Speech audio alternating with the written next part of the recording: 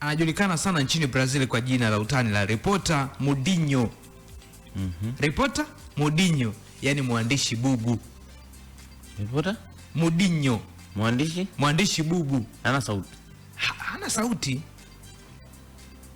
Mambo muhimu kuhusu yeye, huyu mwamba ni mwandishi wa habari kutoka mji wa Barros do Carcas.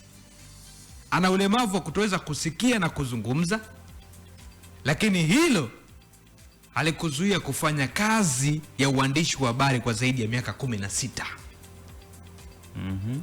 Anajulikana kwa kuripoti habari za jamii, kufanya mahojiano na kufuatia matukio mbalimbali katika eneo la Araguai pale Brazil. Sasa anafanyaje? Huyu mwamba anafanya vipi? Anafanya kazi yake vipi? Watu wengi hawamfahamu kwa jina la Reporter Mudinho, mwandishi bubu, ingawa hasikii na haongei. Hutumia lugha ya mwili. Unaona kazi anavyofanya? Hutumia lugha ya mwili, alama hizi, ishara za uso, lugha ya mwili, ishara za uso, kusoma midomo ya watu na mbinu zake za mawasiliano wakati wa mahojiano. Mungu fundi. Mungu fundi. Wahojiwa wake wenyewe wanasemaje? É isso aí, a festa de Santo Antônio, dia 13 de junho, e hoje começamos a cavalgada. Essa festa tem 73 anos de idade. Wakiwemo viongozi wa serikali na wananchi wa kawaida.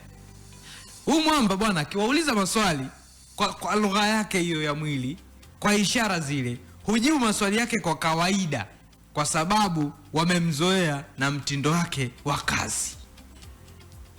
Kwa hiyo akishafanya hivyo wameelezea nini kilichotokea. Afu kama kuna kivideo chake wanda atakiweka. Jamaa kama anaongea lakini sauti ndo hamna. Lakini watu wake wanamuelewa.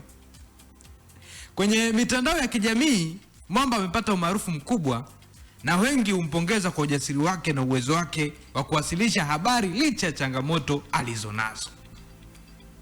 Kinachovutia zaidi ni kwamba watazamaji humfuatilia kwa sababu ya hawamfuatilii tu kwa sababu ya ulemavu wake pekee, bali kwa sababu ameonyesha kuwa uandishi wa habari si sauti pekee, ni uwezo wa kutafuta habari, kuwasiliana na watu na kufikisha ujumbe kwa jamii. Ndio maana amekuwa mmoja wa waandishi wanaoheshimika sana katika eneo la Araguai nchini Brazil.